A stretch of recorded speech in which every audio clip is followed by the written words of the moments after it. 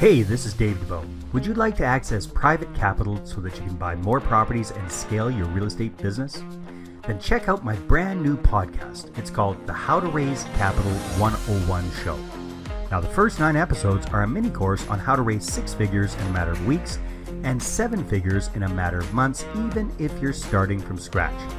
So you can find this new show, again, it's called the How to Raise Capital 101 Show, wherever you listen to podcasts. Or feel free to visit us at raisecapital101show.com. Hey everybody, Dave Dubeau here, Property Profits Real Estate Podcast. Let me ask you a question. Are you looking for a way to find good multifamily deals, ideally off market? Well, then you're going to want to pay close attention to today's interview, because today I'm interviewing Nico Salgado, a real estate entrepreneur all the way from New York City. Nico is an active real estate investor in the multifamily space. He's a podcast host. He's a meetup group leader. He's a busy guy. So Nico, welcome to the podcast. Hey, Dave, thanks for having me, man. My pleasure. All right. Well, let's jump right in. Let's talk a little bit about what you are doing these days to shake the tree to generate leads when it comes to motivated sellers or good deals in the multifamily space. What are you up to, and what seems to be working best for you these days? Well, I got to be honest with you. So I've tried a number of different things, but what's working best is still the broker relations. Okay. And let's talk a little bit about all of it, right? So like when we're finding deals and when we're looking for a deal, we can go, direct to seller, which is the common and sexy way of doing it, or the commonly thought of as sexy way to do things. You can do door knocking. You can, driving for dollars. There's so many different ways to find good leads, right? And then on the flip side of things, you can go directly to a broker. That's definitely the easiest way, I would say, for sure. Yes and no, right? Depending on what size we're looking at and how seriously, the broker will take you. And right. I found that to be one of my major challenges as breaking into this space, especially in the target market that I chose, which is extremely competitive, as many other people are seeing as well in their competitive markets. I chose to focus on Tampa, and just going after deals. A broker will immediately kind of size you up, whether or not you have done deals before, whether or not you can close a deal. All of these things are extremely important to a broker because what do they want? They want surety of close, not necessarily full price, right? I mean, they want to get the max they can for their sellers, but what they want even more is that you're going to close that thing. Fair enough. So what are some of the things that newer investors in the space can look at to stack the odds in their favor? So there's a few things you could do, and you obviously can help on this end as well, but let's talk first about going directly to the broker, because that's always going to be a tactic. We're always going to be dealing with brokers at some capacity. I don't know any of my friends or colleagues that are 100% off market at this point. Brokers are still a good route to go, right? Because they do this professionally. They reach out professionally and find motivated sellers, right? Got it. So to do that, you're going to have some sort of credibility for yourself. And whether or not you have done deals before is somewhat irrelevant in this space. It has some relevancy, but it's somewhat irrelevant because of the fact that we can leverage the experience of other people, right? Okay. So this is not necessarily a game that we play that we are jumping into a deal solo. We typically work with a group of individuals, and you want to align yourself with a group of individuals that has that experience that you lack, right? That's step one. And what I tend to tell people to do is, and I help people do this as well, I get them a credibility page almost, and we do it together. I have a few templates that I created or whatever, and we work on creating some sort of credibility page that you can then demonstrate to the broker as you are at the same time educating yourself and aligning yourself with these excellent operators and positioning yourself to succeed. And at every outreach and every conversation that you have with a new broker, you should be providing them with this credibility page. And they don't want to sit there and read like a giant 30-page PowerPoint. They just want something simple to say, yes, this person can close the deal. And that's really what it comes down to. Can this person close the deal that they're going after?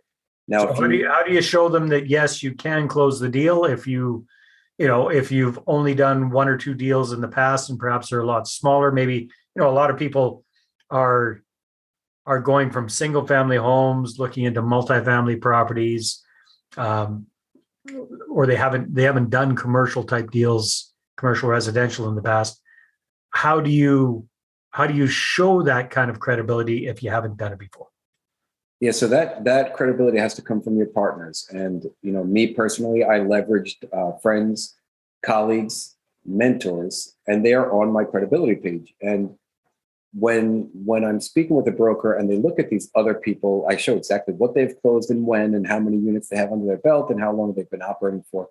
That gives credibility to a degree, right? Because then those people aren't necessarily in the market that I'm looking at. So then what does the conversation go towards? I am the acquisitions person on this team for this Tampa market, right? And that's really what it comes down to. They hired me specifically to work with, and find deals in the Tampa market. And we're really aggressive at finding X, Y, and Z deals, right? We have to know our criteria, and we can close those deals. All right. So basically you're positioning yourself as the deal finder, and you're showing that these more experienced investors are going to be your partners on the deal. They're the ones that are bringing the financial and the experiential strength to the table, and that's you're sitting on the shoulders of them to boost your credibility, and basically, correct? Yeah, but there's a catch-22. I mean, at this level, and this is myself included, I'm only 3 years into the game, but I'm still learning to date, by the way, Dave. But at that level, when you're first, having those initial conversations with new brokers in a new market, and you yourself are new, it is extremely challenging to kind of keep up with the pace of terminology, with understanding exactly how you're going to structure a deal or how you're going to finance it. And these things are very important to brokers as well. So, the conversations are kind of at a minimum in the first 6 months to 12 months, I would say. But you show that you have some credibility, you show initiative, and that you're going to be providing feedback on all the deals that these brokers provide you with. To your capacity, right? Because you can't necessarily provide the most highest level of feedback, but feedback to your capacity that you're in the game, that you're there to stay, you're not going to give up. Yeah, because these poor guys and gals get hit up by a gazillion wannabes that are just took some sort of a webinar about multifamily investing and figure they'll dip their toe into the whole thing. So they're probably getting an onslaught of these kind of inquiries on a regular basis. So they have to very, very quickly sift, sort, and filter the tire kickers out. So any tips on, the credibility one sheet is huge, making sure you especially if you haven't done a deal, that at least the vocabulary, the jargon. Any looking back at when you first got involved in this, anything that you would do differently, anything that you would tell your 3-year ago self when you were first getting into multifamily investing about dealing with the brokers? Yeah, well, number one, just relax. Like I went in there, and as soon as I began my journey, I flew down to Tampa and I met with a bunch of brokers, and I'm throwing out these terminology that I really didn't truly understand. They said, I'm looking for 8 caps. And if you know Tampa very well, I mean, there is no such thing as an 8 cap. It kind of made me seem a little bit, I guess, novice right from the get-go. But I was trying to use the vocabulary that I thought was necessary to use. And what I should have done, you're kind of bringing this out of me right now, is just build a relationship with that person. Say, hey, I'm here to learn. I'm going to be here for the long haul. I'm not looking to fix and flip, right? I'm here for actual multifamily. And I began my education with this specific group. I have these specific people behind me. And can you help me learn? And kind of put the onus on them to provide you with the natural need to help others, right?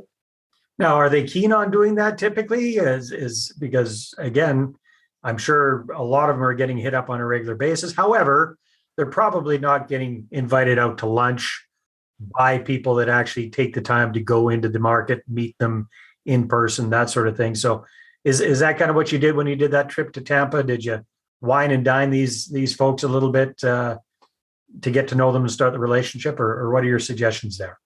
It's so interesting that you bring that up, and you're absolutely right, Dave. People, they're super busy, right? They want to find deals, they want to market the deals, they want to sell those deals. I mean, so do they really want to spend time with some new person eating lunch, even if you buy it for them? I didn't do that. I ended up just going down with them. We looked at a few properties together. I gave some basic feedback on what I thought. I didn't pull the trigger on anything, right? For two and a half years now. I still haven't. I was close on a few, but haven't pulled the trigger. And down in Tampa only, but in other places, yes. So yeah, you don't, there's other ways to, I guess, impress them. And what I ended up doing was building somewhat of a relationship with them, kind of connecting with them on a different level, just very quick sentences while talking about a deal to get information about what kind of a person they are, what they like, etc. And I ended up sending, well, here's what I did. I chose 3 brokers, top brokers from the Tampa market. I had them help me write a small section of my Tampa ebook. And I highlighted them in there. I put their picture in there, their bio, their contact information, and they actually wrote a little piece of my book. And after that, I sent them all a gift. And I didn't give them like the typical bottle of whiskey or whatever. I give them a handmade cutting board, engraved with their name or with something that was inspiring to them, that I learned through our basic conversation. So they really, and that really went a long way with building a relationship with these particular brokers. That is very, very smart there. The marketing hat came out and you looked at something creative, something different to do and did it. And I love that. So, and also you stroke their egos by having them participate in the book. So that's also a way of giving back, because you're helping to pump their tires. You're helping to promote them indirectly by being part of this book. And at the same time, they're helping you to create content. So that was a real smart win-win kind of scenario. So the book that you wrote with them, or the ebook, what's that about? If you don't mind me asking, Yeah, so the premise behind it is just kind of, I originally wrote it to distribute to all my friends and family as an introduction to the market that I decided to target, right? Okay. So I gave it to all of them, and they all thought it was pretty good. And I didn't go the typical route of like numbers and metrics. I mean, I highlighted, yes, but I tried to go like the history route, because I think it's really interesting, the history of Tampa and how the cigar industry was built in that area. And there's still some history in Dubeau city of these cigars. And it was just, I thought it was interesting. Tampa's a beautiful town for sure. It's a beautiful city. I've been there a few times. Yeah. So that was a focus. Here's an idea for you. Not that you asked for it, but just a follow-up might be to jump on Zoom with those 3 brokers individually and do a little Zoom interview with them, kind of on the same stuff that you talked about in the book, and then send that out to your list as well.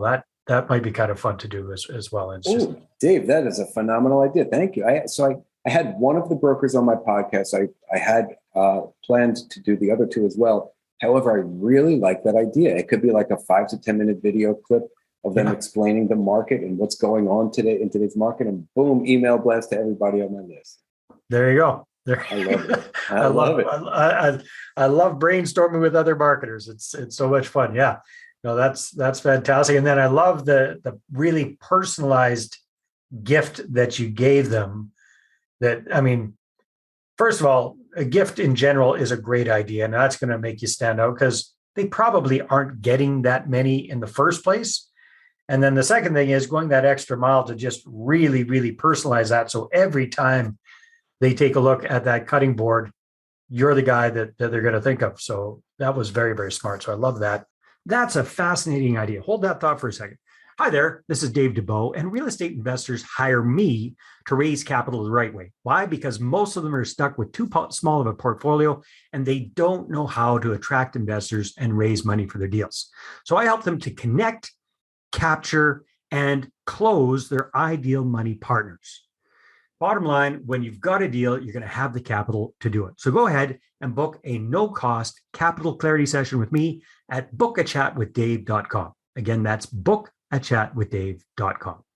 Okay, Nico, how about some non-broker type ways of shaking the tree and finding some deals? What have you found that's been effective for you or your associates over the last little while for finding deals? Yeah, so then there's the off-market route, right? And I have not been successful with it in the Tampa area. However, I do have friends that are very successful with it in other areas. And we're still doing it, by the way. We're still running campaigns down in Tampa.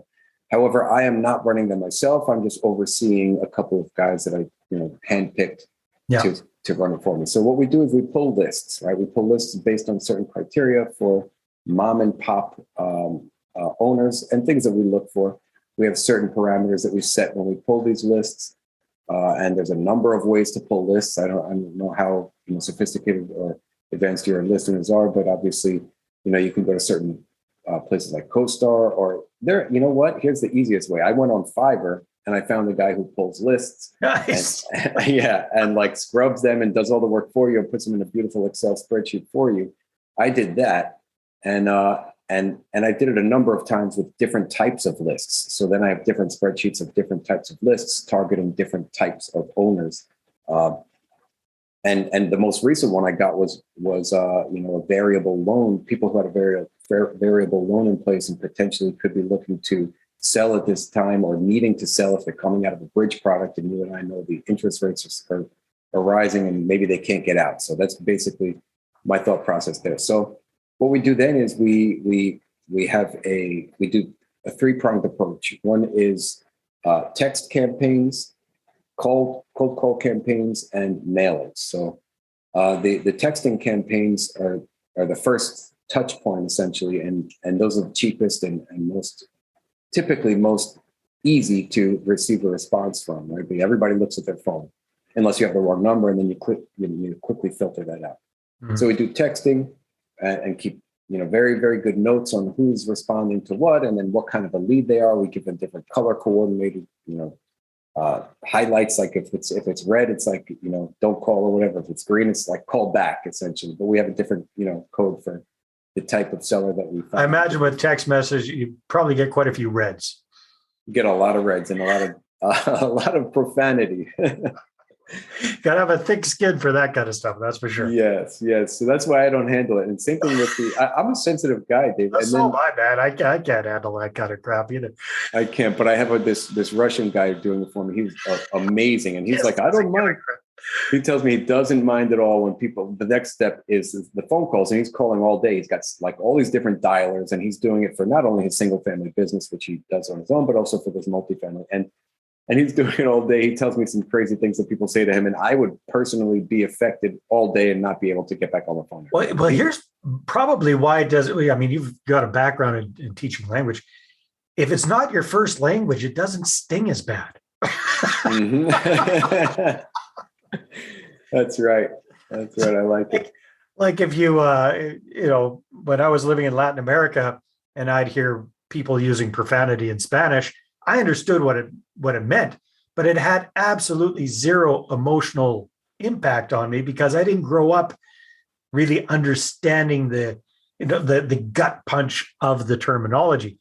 So this Russian guy, he hears the words, but it's not that gut punch because it's just words to him, right? He understands the meaning, but it probably doesn't affect him as much. What are your thoughts on that? Very, very true. It's funny you say that. There are some very strong profanity words in Spanish that for me would be like, oh my goodness, I can't believe these people are saying this. But in Spain, where my family is from, it's very common. Kids and adults alike say it, and it's not very. I couldn't believe it. So I guess it does come down to culture and understanding. Sorry, we got off on a little tangent there, but yeah, it's kind of so you got the Russian guy who's got a thick skin, doesn't give a crap about. And so so we got the text messages first, then the cold call, which the Russian guy is doing. So I imagine he's getting a lot of red responses as well from these kind of calls, but it's all a numbers game, right? Right, exactly. So if like we have a list of 2,000, let's say he gets like 10 people that are responsive, it doesn't mean that they're necessarily interested in selling or even have a good deal. But if they're responsive enough to where we engage with them, we then follow up with a phone call and then put them on the list to be, our year-long campaign to get mailers. And every quarter, let's say we're going to send out a mailer to them. Okay. We also so you got a list, let's say of 2,000 prospects. You go through it, first of all, with the text messages, all of the green ones that don't tell you to go jump in the lake.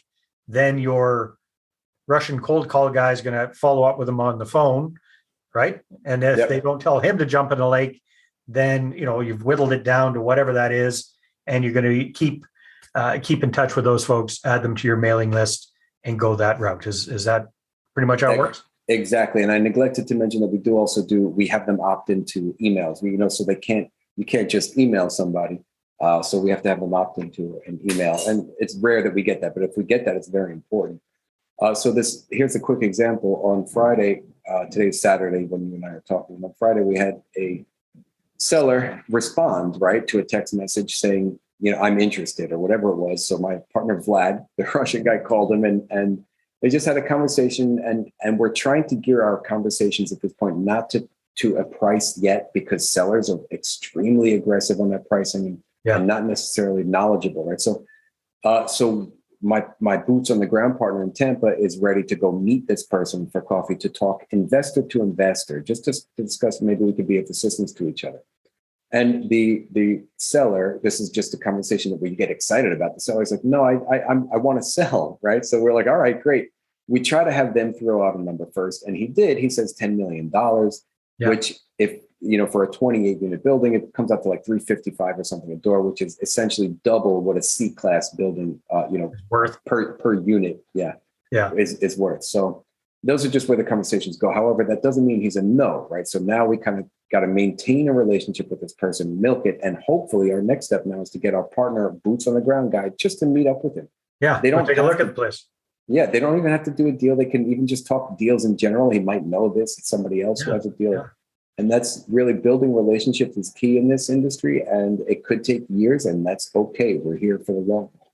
So I got a question for you, Nico, because you add in there, you try to get them to opt in for an email. Where does that come in the sequence? So text message. So you're starting off with, and let's just get reality here. So 2,000 people on a list, all 2,000 of them get the text message, give or take. Well, let's simplify it. Let's say 1,000, just for easy math, right? Mm-hmm. Let's say you got 1,000 people on a list. Your experience, you send out 1,000 text messages. How many of those 1,000 are going to turn into people saying, go jump in the lake, never contact me again? How many do you think would be green or at least neutral? Or, I'm sure the vast majority never even respond to the text message. So what does that kind of look like, just to give people an idea who've never done this? Well, it could be anywhere from 10 to 20% that say that respond somewhat positively. Now, not all of those are going to lead to a conversation. No. Okay. But we're looking at about 10 to 20%. So, and then but you also asked, where does the email come in? So we can, if we don't get them on the phone, right, the next step is to try to get them on the phone. We want to talk to them. Yeah. So let's say we got it out of those 1,000, we got 150.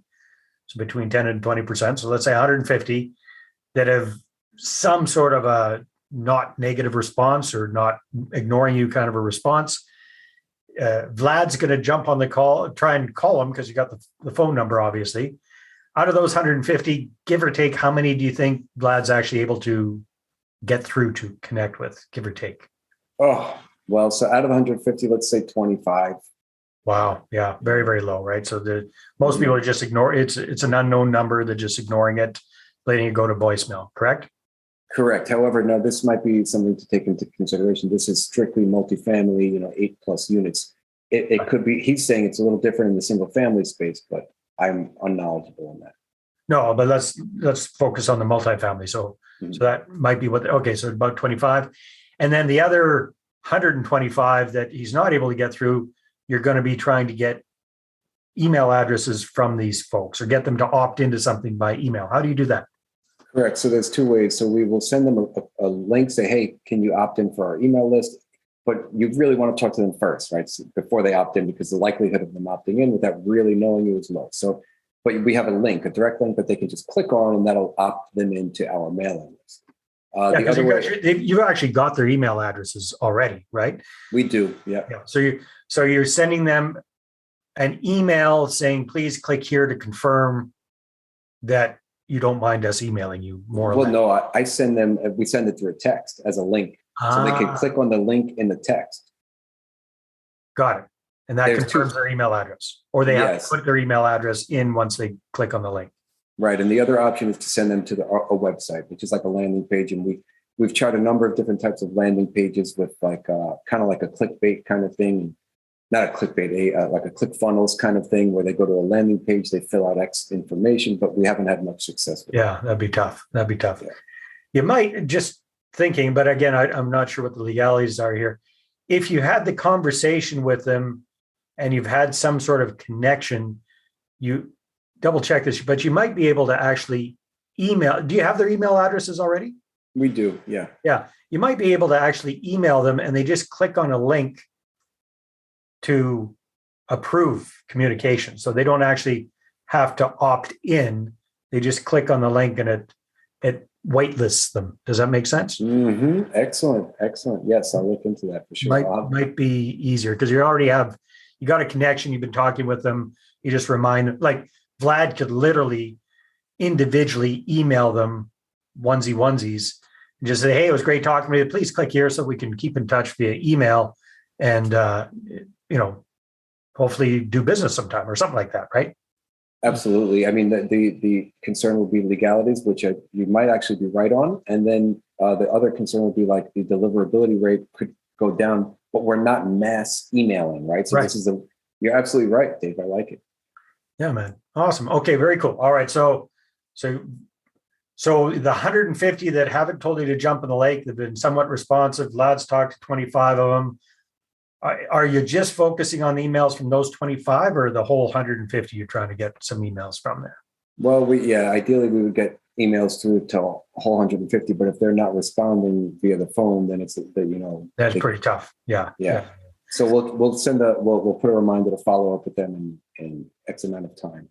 Very cool. All right. So then it whittles down to the whatever 6, 7, or 8 that Vlad's actually able to talk with, and there's a bit of a connection there. And those are the folks that are going to actually start getting direct mail from you guys as well. Is that correct? Yep. Okay. And then you do that quarterly. Is it a newsletter-y type thing, or what are you sending out on a quarterly basis for mail, if you don't mind me asking? Yeah. So it's just a standard letter, saying if you're interested in selling, we're here to buy. We buy cash. We buy quick. We pay aggressive prices and that kind of stuff. Awesome. Well, very, very cool, Nico. I could talk all day about marketing stuff. It's so much fun. I love this stuff. If people want to find out more about you and your company, Small Axe Communities, or connect with you, or listen to your podcast, attend one of your meetups, what's the best thing for people to do? Oh, thanks, Dave. I think the best way is to just go to my website, smallacecommunities.com. And there you can find everything else. So small axe, like in chopping down a tree axe, right? Small axe.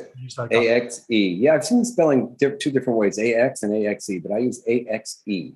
All right. Well, we'll include everything in the show notes so people can just click on that. Nico, it's been a lot of fun. Thank you so much for sharing your experience. I appreciate you so much, Dave. Thank you. All right, everybody. Take care. We'll talk to you on the next episode. Well, hey there. Thanks for tuning into the Property Profits podcast. If you like this episode, that's great. Please go ahead and subscribe on iTunes. Give us a good review. That'd be awesome. I appreciate that. And if you're looking to attract investors and raise capital for your deals, then I'm going to invite you to get a complimentary copy of my newest book, right back there. There it is. The Money Partner Formula. You can get a PDF version at investorattractionbook.com. Again, investorattractionbook.com. Take care.